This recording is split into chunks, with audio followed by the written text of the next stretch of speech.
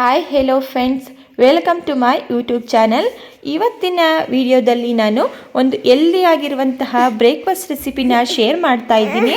ಇದು ರಾಗಿ ಮುದ್ದೆ ಇಲ್ಲ, ರಾಗಿ ಹಿಟ್ಟನ್ನು ಬಳಸ್ಕೊಂಡು ಮಾಡ್ಕೋಬೋದಂತಾದ ಒಂದೊಳ್ಳೆ ಆರೋಗ್ಯಕರವಾಗಿರುವಂತಹ ರೆಸಿಪಿ ಇದು. ಒಮ್ಮೆ ಮಿಸ್ ಮಾಡದೆ ಟ್ರೈ ಮಾಡಿ ನೋಡಿ. ಬನ್ನಿ ತಡ ಮಾಡದೆ ಯಾವ ರೀತಿ ಮಾಡ್ಕೊಳ್ಳೋದು ಅಂತ ನೋಡೋಣ.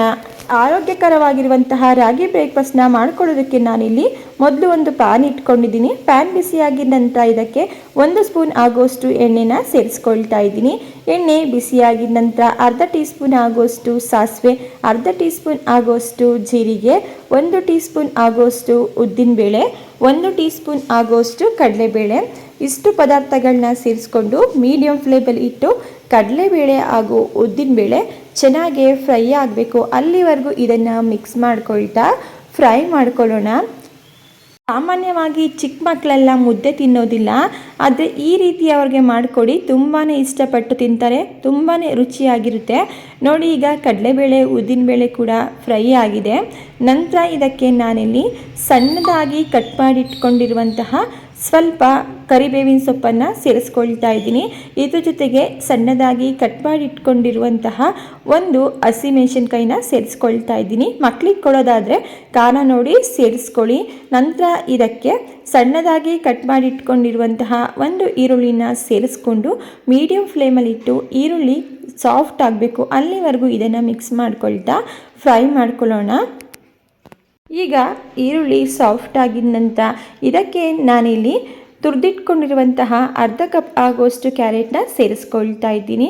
ಕ್ಯಾರೆಟ್ನ ಸೇರಿಸ್ಕೊಂಡು ಕ್ಯಾರೆಟ್ 50% ಫ್ರೈ ಆಗಬೇಕು, ಅಷ್ಟು ಫ್ರೈ ಮಾಡಿಕೊಂಡ್ರೆ ಸಾಕು, ಕಂಪ್ಲೀಟಾಗಿ ಫ್ರೈ ಆಗೋ ಅವಶ್ಯಕತೆ ಇಲ್ಲ. ಈಗ ನೀವು ಇಲ್ಲಿ ನೋಡ್ತಾ ಇರ್ಬೋದು 50% ಆಗೋಷ್ಟು ಕ್ಯಾರೆಟನ್ನು ನಾನಿಲ್ಲಿ ಫ್ರೈ ಮಾಡ್ಕೊಂಡಿದ್ದೀನಿ. ನಂತರ ಇದಕ್ಕೆ ನಾನಿಲ್ಲಿ ಕಪ್ನಲ್ಲಿ ಅಳತೆ ಮಾಡಿಕೊಂಡು ಇದಕ್ಕೆ 2 ಕಪ್ ಆಗುವಷ್ಟು ನೀರನ್ನು ಸೇರಿಸ್ಕೊಳ್ತಾ ಇದ್ದೀನಿ. ವೆರಿ ಸಿಂಪಲ್ ಹಾಗೆ ಹೆಲ್ದಿಯಾಗಿರುವಂತಹ ರೆಸಿಪಿ. ಒಂದ್ಸಲ ಟ್ರೈ ಮಾಡಿದ್ರೆ ಪದೇ ಪದೇ ಮಾಡ್ತೀರಾ. ನೀರನ್ನು ಸೇರಿಸಿದ ನಂತರ ನಾನಿಲ್ಲಿ ಇದಕ್ಕೆ ಒಂದು ಅರ್ಧ ಹಿಡಿಯಷ್ಟು ಕಟ್ ಮಾಡಿಟ್ಕೊಂಡಿರುವಂತಹ ಕೊತ್ತಂಬರಿ ಸೊಪ್ಪನ್ನು ಸೇರಿಸ್ಕೊಳ್ತಾ ಇದ್ದೀನಿ. ಹಾಗೆ ರುಚಿಗೆ ತಕ್ಕಷ್ಟು ಉಪ್ಪು, ಇಷ್ಟು ಪದಾರ್ಥಗಳನ್ನ ಸೇರಿಸಿ ಮಿಕ್ಸ್ ಮಾಡಿಕೊಂಡು ಚೆನ್ನಾಗಿ ಇದು ಒಂದು ಕುದಿ ಬರಲಿಕ್ಕೆ ಬಿಡೋಣ. ಜಾಸ್ತಿ ಕುದಿಸಲಿಕ್ಕೆ ಹೋಗಬಾರ್ದು, ಜಸ್ಟ್ ಒಂದು ಕುದಿ ಬಂದರೆ ಸಾಕು. ನೋಡಿ, ಈ ರೀತಿ ಈಗ ಇದು ಆಗಿದೆ. ನಾವು ಯಾವ ಕಪ್ನಲ್ಲಿ ನೀರನ್ನು ಸೇರಿಸಿದ್ವಿ ಅದೇ ಕಪ್ನಲ್ಲಿ ನಾನು 1 ಕಪ್ ಆಗುವಷ್ಟು ರಾಗಿ ಹಿಟ್ಟನ್ನು ಸೇರಿಸ್ಕೊಳ್ತಾ ಇದ್ದೀನಿ. ರಾಗಿ ಹಿಟ್ಟನ್ನು ಸೇರಿಸಿದ ನಂತರ ಮೀಡಿಯಂ ಫ್ಲೇಮಲ್ಲಿಟ್ಟು ಚೆನ್ನಾಗಿ ಇದನ್ನು ಮಿಕ್ಸ್ ಮಾಡ್ಕೊಳ್ತಾ ಒಂದು 3 ರಿಂದ 4 ನಿಮಿಷ ಚೆನ್ನಾಗಿ ಬೇಯಿಸ್ಕೋಬೇಕು. ನಾವಿಲ್ಲಿ ಆಲ್ರೆಡಿ ಕ್ಯಾರೆಟ್ನ 50% ಅಷ್ಟು ಚೆನ್ನಾಗಿ ಬೇಯಿಸ್ಕೊಂಡಿದ್ದೀವಿ. ಈಗ ಉಳಿದಿರುವಂತಹ ಕ್ಯಾರೆಟ್ ಈ ರೀತಿ ಬೇಯಿಸ್ಕೊಳ್ಳೋದ್ರಿಂದ ಕಂಪ್ಲೀಟಾಗಿ ಬೆಂದ್ಕೊಳ್ಳುತ್ತೆ. ಒಂದು 3 ರಿಂದ 4 ನಿಮಿಷ ಇದನ್ನು ಮಿಕ್ಸ್ ಮಾಡ್ಕೊಳ್ತಾ ಮೀಡಿಯಂ ಫ್ಲೇಮಲ್ಲಿಟ್ಟು ಚೆನ್ನಾಗಿ ಇದನ್ನು ಬೇಯಿಸ್ಕೊಳ್ಳೋಣ. ಆಲ್ರೆಡಿ ನನ್ನ ಚಾನಲಲ್ಲಿ ಬೆಳಗಿನ ಬ್ರೇಕ್ಫಾಸ್ಟ್ಗೆ ತುಂಬ ಸಿಂಪಲ್ಲಾಗಿ ಮಾಡ್ಕೋಬೋದಂತಾದ ರೆಸಿಪಿಗಳು ಅಪ್ಲೋಡ್ ಆಗಿದೆ. ನಿಮಗೆ ಇಂಟ್ರೆಸ್ಟ್ ಇತ್ತು ಅಂತ ಹೇಳಿದ್ರೆ ಒಂದು ಸಲ ಇದು ಚೆಕ್ ಮಾಡಿ. ನಾನಿಲ್ಲಿ ಮೀಡಿಯಂ ಫ್ಲೇಮಲ್ಲಿಟ್ಟು ಇದನ್ನು ತಿರುಗಿಸ್ಕೊಳ್ತಾ 3 ರಿಂದ 4 ನಿಮಿಷಗಳ ಕಾಲ ಚೆನ್ನಾಗಿ ಇದನ್ನು ಬೇಯಿಸ್ಕೊಂಡಿದ್ದೀನಿ. ಈಗ ಇದು ಆಗಿದೆ. ಈಗ ಗ್ಯಾಸ್ ಸ್ಟವ್ನ ಆಫ್ ಮಾಡಿಕೊಂಡು ಕಂಪ್ಲೀಟಾಗಿ ಇದನ್ನು ತಣ್ಣಗಾಗಲಿಕ್ಕೆ ಬಿಡ್ತಾ ಇದ್ದೀನಿ. ಎಷ್ಟು ತಣ್ಣಗಾಗಬೇಕು ಅಂತೇಳಿದ್ರೆ ನಾವು ಕೈಯಲ್ಲಿ ಮುಟ್ಟೋಷ್ಟು ತಣ್ಣಗಾದರೆ ಸಾಕು. ಈಗ ಇದು ಕಂಪ್ಲೀಟಾಗಿ ತಣ್ಣಗಾಗಿದೆ. ಮತ್ತೊಮ್ಮೆ ಇದನ್ನು ನೀಟಾಗಿ ಮಿಕ್ಸ್ ಮಾಡ್ಕೊಳ್ಳೋಣ. ನಂತರ ನಾನಿಲ್ಲಿ ಈ ರೀತಿ ಒಂದು ಅಗಲವಾಗಿರುವಂತಹ ಪ್ಲೇಟ್ ತಗೊಂಡು ಅದಕ್ಕೆ ಸ್ವಲ್ಪ ಆಯಿಲನ್ನು ಅಪ್ಲೈ ಮಾಡ್ಕೊಳ್ತಾ ಇದ್ದೀನಿ. ನಂತರ ನಾವಿಲ್ಲಿ ರೆಡಿ ಮಾಡಿಟ್ಕೊಂಡಿರುವಂತಹ ರಾಗಿ ಹಿಟ್ಟೇನಿದೆ ಆ ರಾಗಿ ಹಿಟ್ಟನ್ನ ನಿಮಗೆ ಎಷ್ಟು ಸೈಜಲ್ಲಿ ಬೇಕೋ ಅಷ್ಟು ಸೈಜಲ್ಲಿ ಈ ರೀತಿ ಉಂಡೆಗಳನ್ನಾಗಿ ಮಾಡ್ಕೊಳ್ತಾ ಇದ್ದೀನಿ. ನೋಡಿ, ನಾನೊಂದು ಮೀಡಿಯಮ್ ಸೈಜ್ನಲ್ಲಿ ಉಂಡೆಗಳನ್ನಾಗಿ ಮಾಡ್ಕೊಳ್ತಾ ಇದ್ದೀನಿ. ಇದೇ ರೀತಿ ನಾನು ಎಲ್ಲ ರಾಗಿ ಹಿಟ್ಟನ್ನು ಉಂಡೆಗಳನ್ನಾಗಿ ಮಾಡಿಕೊಂಡು ಪ್ಲೇಟ್ಗೆ ಸೇರಿಸಿಟ್ಕೊಂಡಿದ್ದೀನಿ. ಈಗ ನೀವಿಲ್ಲಿ ನೋಡ್ತಾ ಇರ್ಬೋದು, ಉಂಡೆ ಮಾಡಿ ಇಟ್ಟಿರುವಂತಹ ಎಲ್ಲ ರಾಗಿ ಹಿಟ್ಟನ್ನು ನಾನಿಲ್ಲಿ ಹಬೆನಲ್ಲಿ ಬೇಯಿಸ್ಕೋಬೇಕಾಗುತ್ತೆ.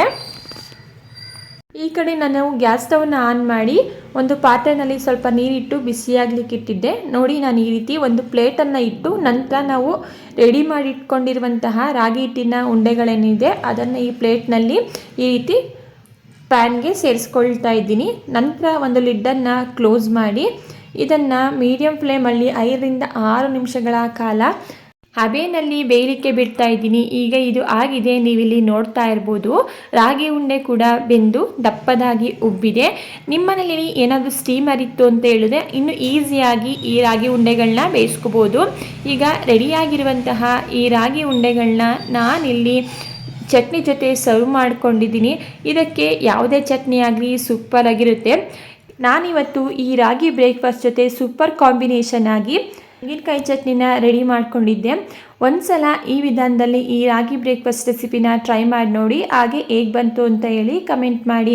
ಇವತ್ತಿನ ಹೆಲ್ದಿ ಬ್ರೇಕ್ಫಾಸ್ಟ್ ರೆಸಿಪಿ ನಿಮಗೆ ಇಷ್ಟ ಆಗಿದ್ದರೆ ಇದೇ ರೀತಿ ಸಿಂಪಲ್ ಹಾಗೂ ಸೂಪರ್ ಟೇಸ್ಟಿ ರೆಸಿಪಿಗಳಿಗಾಗಿ ನೀವು ಮಾಡಬೇಕಾಗಿರೋದು ಇಷ್ಟೇ. ದಯವಿಟ್ಟು ಚಾನಲ್ನ ಸಬ್ಸ್ಕ್ರೈಬ್ ಮಾಡಿಕೊಂಡು ಚಾನಲ್ಗೆ ಸಪೋರ್ಟ್ ಮಾಡಿ. Thank you for watching. ಮತ್ತೊಂದು ಹೊಸದಾದ ರೆಸಿಪಿಯೊಂದಿಗೆ ಮರಳಿ ಸಿಗೋಣ.